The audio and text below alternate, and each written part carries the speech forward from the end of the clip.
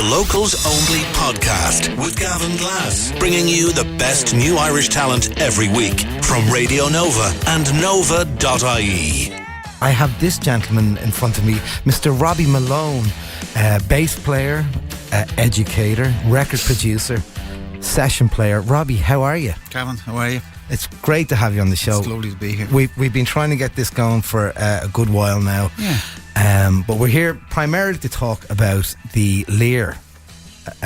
Is it how many years anniversary we celebrating? It's not really an anniversary thing. It's more a Magico in all its glory being played. Our first record being played from top to toe, and it sort of came about with a company called Neck Gigs, who are an new Australian company, who are a streaming company, and they stream gigs basically. So we're sort of not their guinea pigs, but we're the first act outside Australia to be streamed. So this gig is being streamed. You have to purchase it, type thing. But how did that come about? It's set up by a guy who comes from Donaghmede, where we're from. So he went off and made his career out in Australia, and then this thing came about. But I think it's an amazing thing. It's so weird that when you think that you can't sit down and go, I'd like to see who do I want to see now? The Killers in Amsterdam are on now. Let's buy that on our big screen and soundbar. But you can't actually do that. What a world we live in. So this guy seems to have it sussed. So he rang us and said, look, will you be that first band? We said, why not? So we got Hoppo back, paid for Hoppo to come back from America, our old keyboard player. And we're doing the album in its entirety. Fantastic. Well, let us fire up the Nova DeLorean and go back in time. Yes. Let's have a listen to Good Cake. Tell me a little bit. Can you remember recording all of this? I can, yeah. It's amazing. Give me a little story. I think we've all been relearning the songs. Good Cake, Bad Cake was written by our keyboard player David Hopkins, Hoppo. Ultimately it's a good trip, bad trip. But I don't think he called it that. So he called it Good Cake, Bad Cake. That could be the story of Lear altogether, which it was in the movie. We'll talk. Look, let's let the music do the talking. We're waffling here. I knew this was going to happen. If you just join me, I'm here with Robbie Malone of Lear, of David Gray fame, great record producer as well, and all-around Swiss Army knife of a musician. This is from his band, Good Cake, Magico.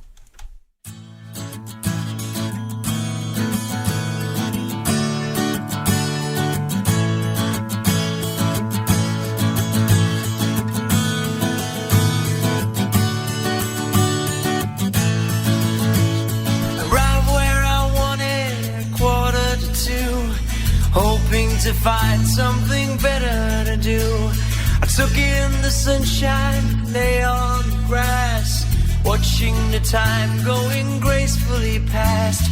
I woke in a fever when darkness had come. The sun must have dropped from the sky. Still there in the shadows at 1:45, but the whole of the night passed me by.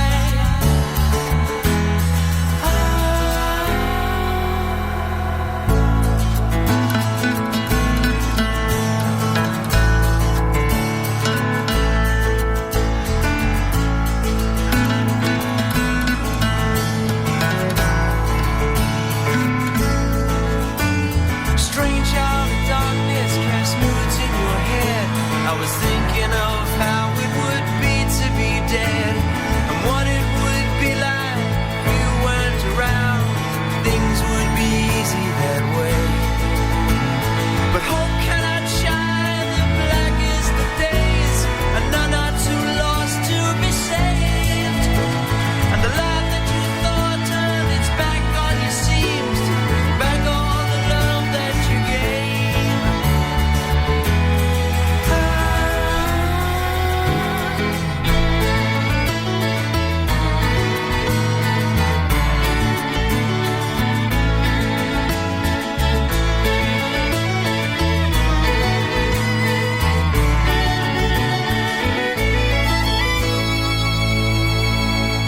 Hi.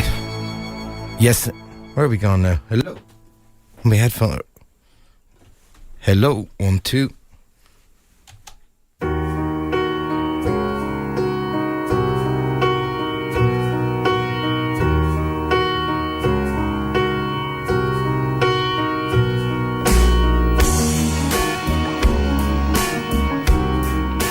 Yes, well, Rob, we might as well take one more and then we're going to get back and we'll talk the story later. Yes? Absolutely, yes. This is In a Day. I remember seeing this, the video on the beatbox competition. Yes. Wow, yeah. And this just wiped the floor with every band. Anyway, we're talking through the songs. Is that somebody's listening?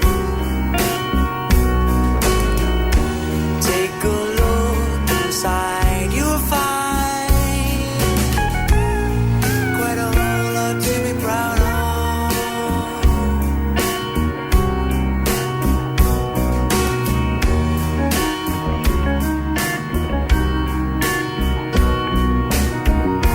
Took a look down at the sky. Seems much grayer than it used to be. As the angel white she frowns, oh why she won't reply. Question all you want, seek so you may find. If there was a way, there is another way.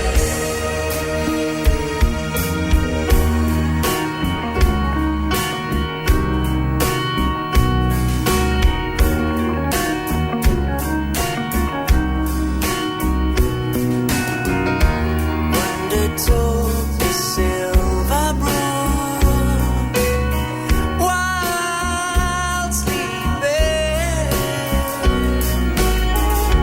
Yes, it's true. If I were you, I wouldn't be what you are. A question all you are. Seek so you may find. If there was a way, there is another way.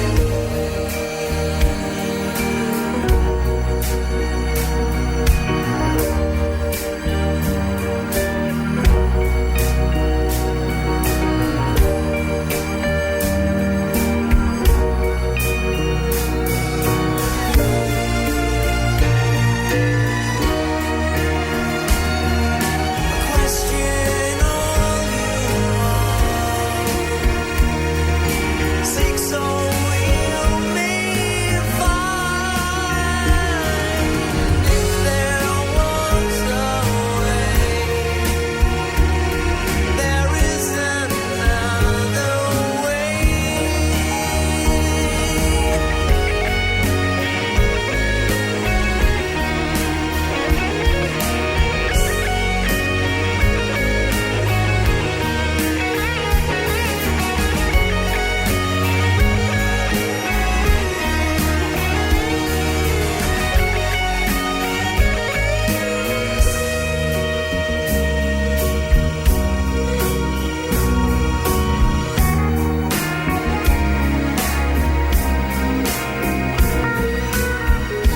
As the angel white she frowns, as the angel white she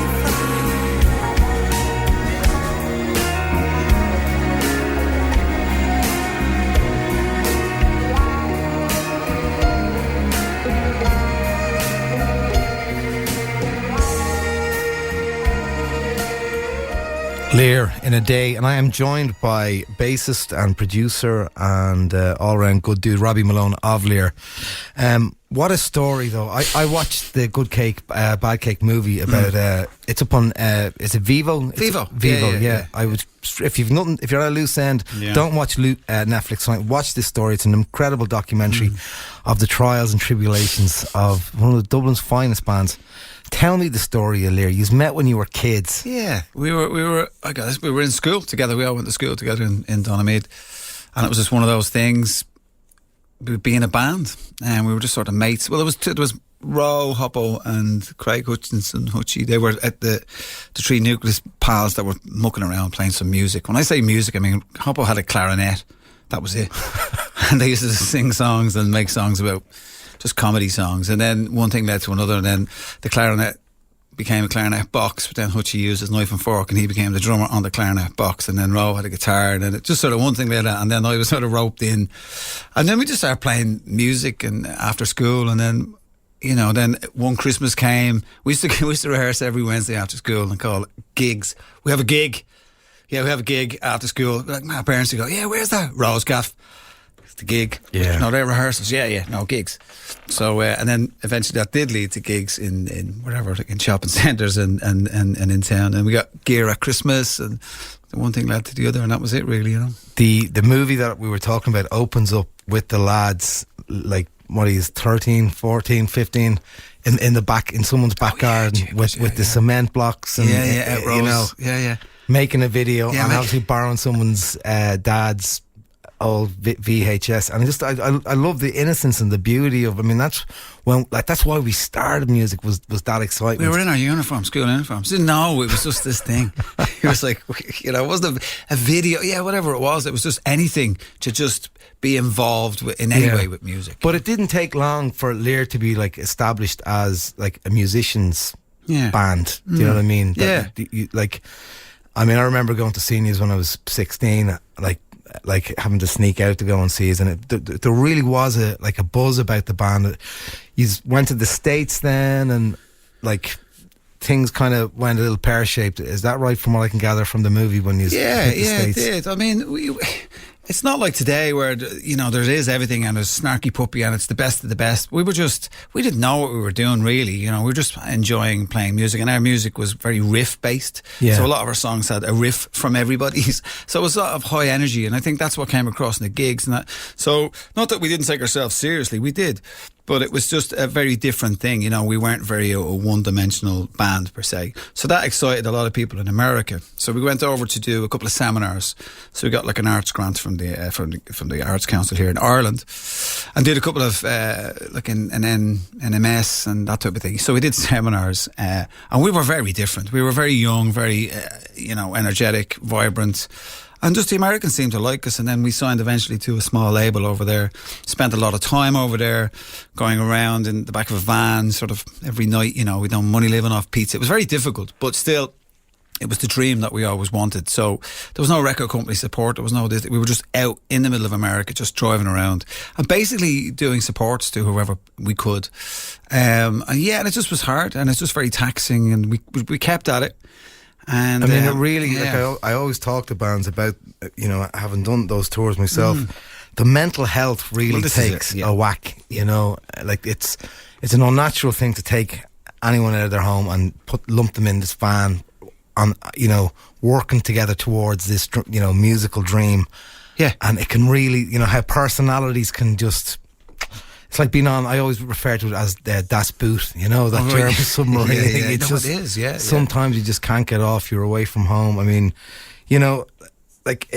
what I love about Lear is that you are all still playing years later. Yeah, that's right. Having gone, obviously you went on to David Gray, and David Hopkins has been working with some of the Killers of late, and and Dave McGuinness is just like, I think he's been cloned. There's just so many of him. He just works so hard. Yeah, very He's true. amazing. But these are still getting back together for this band. I mean, it's obviously there's a romance there that will, and a brotherhood that will never die. No, absolutely. And get to think about, this gig, which has been in the offing for months now, and it's like next week, and so we have booked rehearsals, and we're everybody individually. Like today, I was relearning bass lines, making sure I was ready, and it was great, And I think when you're too close to something, you don't really appreciate it. Sometimes I'd be away with David or something, and I'd be on a plane and having a drink, and I'd listen to Lear, and you forget how amazing it was because it's suddenly something from the past. And when I listen to stuff like that, the beauty and the natural beauty is there. While everything now is very focused on being clinical, making it sound good. No, that's not good. No, that's not. That chorus is too long. There's too many choruses. The bridge, you don't need it. It's not. It should ultimately be a complete release of creativity and free happiness, expression. And But that's the way it is, I guess. I'm going to play a little bit of this before. Will you stick around? Sure. Yeah, I'm going to take a little break. I'm going to play this though. I think your groovy bass playing on this is probably responsible for every kid that was born in that summer of the 90s when this was released. This is David Gray, This Year's Love, and and it's Locals Only with your host Gavin Glass, supporting our Irish talent up and down the country every Sunday 6 to 8 on Radio Nova, the home of seriously addictive music. We are mad music junkies in here.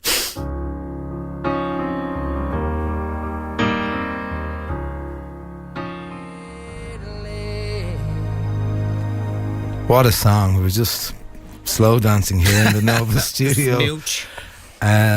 What was it like going through all the the madness of the, that album was ginormous. I mean, I did one tour with you guys, one American tour, and I was playing with Lisa Hannigan, and that was, I mean, these were in Madison Square Garden then, and that was a good few years even after White Ladder. Well, it's funny coming from the lyric thing. Sorry for talking across you. To go from being in the back of a van to be going, then you're in a tour bus and it's hotels and was it the same but just better pay? No, it wasn't. No, it wasn't. I think that it was the lyric thing. You didn't know any better, so you did it, and that's why we did it for so long. And I just say some people had some breakdowns, and we all lost our mind basically. And then a bit of a hiatus, and then suddenly I get involved with David Gray, and when I started with David, it was just for this record.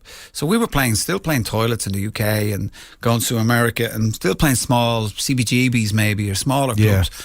And then songs like this and Sail Away and Babylon, whatever, started to gravitate to a wider audience through radio.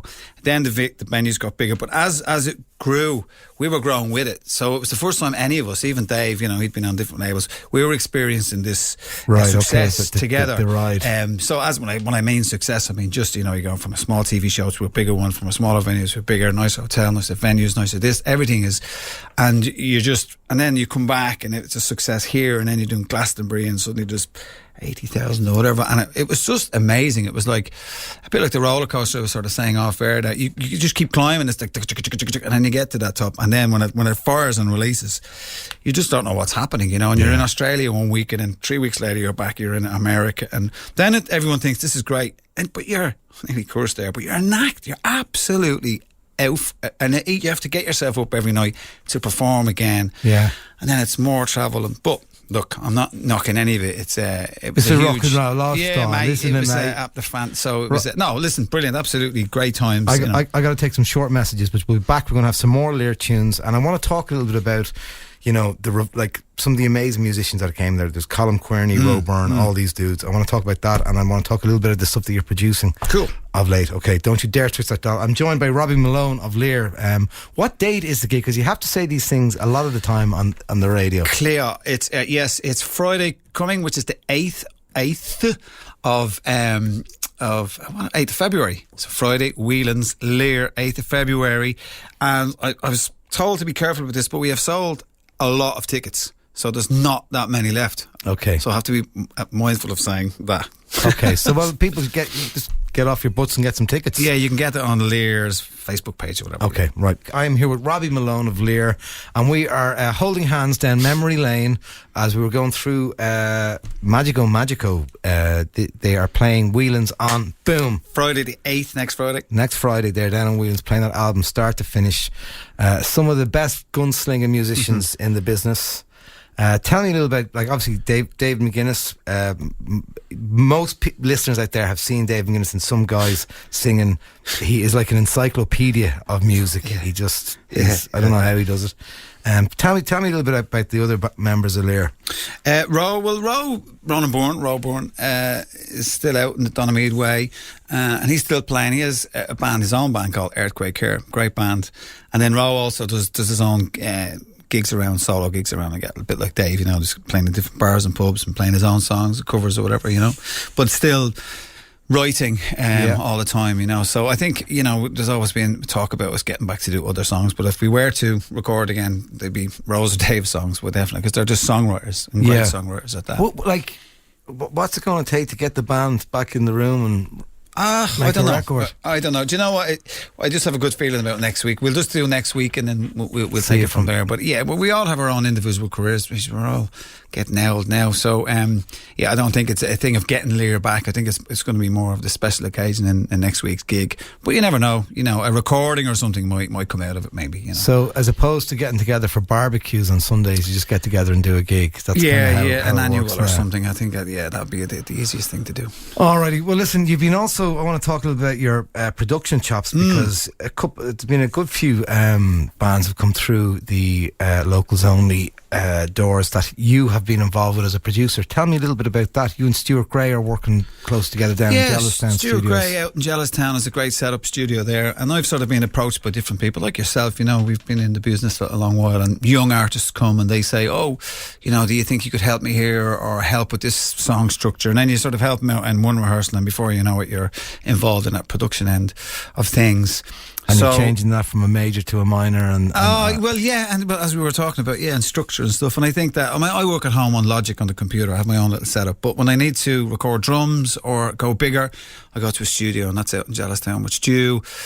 And just go out there, just do a couple of pre-production days in a rehearsal facility in town, and then go out there and just do it as quickly and as cheaply as possible for bands, because ultimately we were that person many moons ago. So that's how I try and treat it, you know, and try and remember how exciting never it was cheap, to be. Robbie, always value for money. I know, it's all value never for say money. Cheap. Never say cheap. No, obviously. On honest production. And no, it's been great. I work out with Stu, and the two of us do it very quickly out there, and we just turn around, and there's lots of bands coming in and out all the time, and different types of music as well, you know. Is there anyone out there that needs to be on my radar that you want to give me the heads up on?